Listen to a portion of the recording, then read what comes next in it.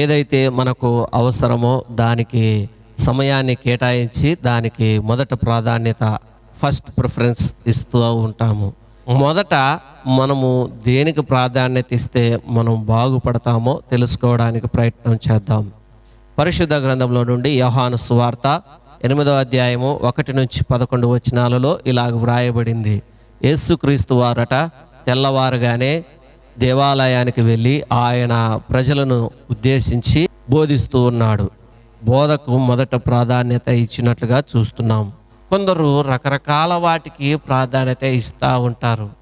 ఆనాటి కాలంలో శాస్త్రులు, పరిచయులు దేనికి మొదట ప్రాధాన్యత ఇచ్చారయ్యా అంటే, ఎక్కడో ఎవరు ఏదో చేశారు, పరిగెత్తుకుని అక్కడికి వెళ్ళారు, దానికి మొదట ప్రాధాన్యత ఇచ్చారు. యేసుక్రీస్తు వారైతే ఆయన దేవాలయానికి ప్రాధాన్యత ఇచ్చాడు, వాక్యానికి ప్రాధాన్యత ఇచ్చాడు.